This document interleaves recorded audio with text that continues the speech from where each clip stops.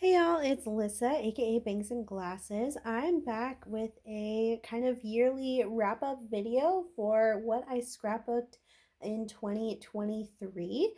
So, this is what I'm calling a Scrapify wrapped, like a Spotify wrapped, except I'm going over all of my favorite designers and collections from this past year and showing you some examples from those designers and collections that I scrapbooked this year.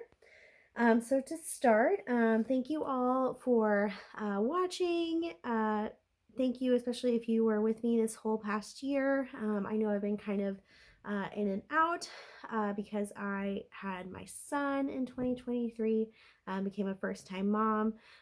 So I'm still trying to find time to, work in my hobbies and scrapbooking and making YouTube videos, which is things that I really enjoy. So thank you for sticking around if you were with me through that journey. If you're new to the channel, welcome. I'm hoping to scrapbook even more this upcoming year. So this past year in 2023, I made 72 layouts, which I think is amazing considering, I became a mom and didn't have as much time as I have in the past to scrapbook. So I'm really proud of myself for getting 72 layouts done this past year. And then I'm just going to go over in this video my top 5 overall designers that I used this past year and my top 5 collections that I used this year. And how I figured that out is I actually went through all of the layouts that I had done this past year. I still had them in a big stack in my craft room. And I just went through and tallied up, each time I used a certain collection or designer. And then I compiled that data and broke it down into my top 5 based on how many times I use that designer or collection throughout the year, which I thought would be really interesting just to see, what am I using in my craft room? What supplies do I tend to gravitate towards? And maybe just, reevaluate how many collections I even have and what I'm able to use throughout the year. So I'm going to start with just my top 5 overall designers from this past year. So this is going to be like any scrapbooking designer or kind of overall company if they don't name a specific designer. Like American Crafts, they name the specific designer, such as, Vicky Boutin or Paige Evans, things like that, versus, Pink Fresh Studio, it's just Pink Fresh Studios and not an individually named person. So for my overall most used designers for this past year, at number 5 was Pink Fresh Studio, which I used 10 times this past year. So this is one of my favorite layouts that I used from using Pink Fresh supplies this past year. This was actually one of the first layouts I made in 2023 after, having my son. So I was really happy to get back into scrapbooking with this bright, happy paper. I love Pink Fresh Studios because it's like very clean and simple and bright and happy, which is how I feel like I tend to scrapbook. So that was used 10 times this past year. And then coming in at a tie for my number 3 and 4 most used designers, we have first Dear Lizzie. So this layout was one of my favorites, and this background paper is from Dear Lizzie, as well as some of these cut aparts. And then also tying is Echo Park, which I used a lot this year. Dear Lizzie and Echo Park, I each used those 11 times. So Echo Park, I have many collections from that company. So I was very excited to, make some traction there. And then my number 2 most used designer this year is Vicky Boutin. I have been loving Vicky Boutin this year, especially for scrapbooking photos of my husband or some more masculine layouts. I like all the texture and the mixed media vibe.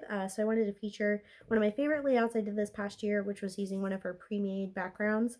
And this doesn't even have pattern paper on it, which I think is kind of unusual for me. So Vicky Boutin I used 15 times this past year, from even just her pre-made paper to the different collections that I have of hers. And then my number 1 most used designer or company this past year was Simple Stories. I have been loving the new designer they have for Simple Stories. It's Kelly Bangs Creative. She's done, like the flea market collection, mix and mingle, things like that. I love her style. So I've really enjoyed getting to use those collections this year.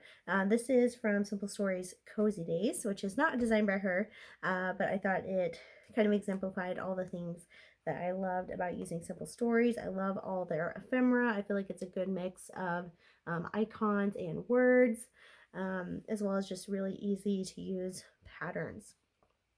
All right, so now we're going to get into the top 5 collections that I've used this past year, starting from the bottom of the ranking again. And I had a 4-way tie for 3rd place, so that's kind of where I'm going to start.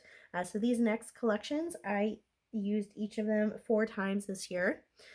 So we have in that 4-way tie, Simple Stories Mix and Mingle. I loved using this collection this year to document some photos from last Christmas.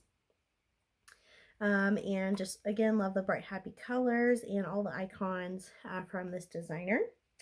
Also in that 4-way tie for 3rd place, we have Paige Evans Together for Christmas. This is one of my favorite pages that I made using her collection. I just love all the texture in it. And then as well as that 3-way tie, we've got Simple Stories Hey Crafty Girl, which is kind of funny because it's a collection that I'm really trying to use up, and I'm very, very close to using up. So using it on a double page layout definitely brought it into that top spot here. And then for 2nd place, excuse me, in still that 3rd place ranking in that 4-way tie, we have Vicky Boutin Print Shop. I believe this layout here uses Print Shop and Sweet Rush, but I just love Vicky Boutin's just all the texture that is included in her paper, and I love all the inkiness, the vibrant saturated colors. So this is one of my favorite layouts that I made this past year. And then for 2nd place for my top 5 collections is Vicky Boutin's Sweet Rush, which this was one of the first, I think this was the first layout I made using Sweet Rush this past year. And again, love Vicky Boutin. I've loved adding to my collection this year of her designs and just getting to play with them. And then my number 1 most used collection from this past year, which is not a surprise to me, is Dear Lizzie, She's Magic. So this is a collection that I really focused on these past couple months, trying to use up that collection. I strategically was like, I'm going to just have this in front of me and try and use it as much as possible and get that killed off. It is not killed off yet, but I am getting closer. And I used that collection, the Dear Lizzie She's Magic collection, 8 times this past year. All right, and that's all the information I have for you today. Thank you all for watching, and I just really loved doing this fun little project to kind of see what I scrapbooked this past year, what designers I'm loving. I was kind of surprised that Maggie Holmes, my kind of coveted designer that I have separated out in my craft room, I don't reach for it that much, I think because it's in a separate spot. So that's maybe something I want to focus on in 2024, is using more of my Maggie Home supplies, because I do have a large stash of them, and they're not any good to me if I'm not using them. So that's something I may focus on in this upcoming year. But thank you all for watching. Let me know down below if you like this Scrapify wrapped idea. If you'd like to play along, please do. And thank you for joining me. I'm looking forward to 2024. Bye.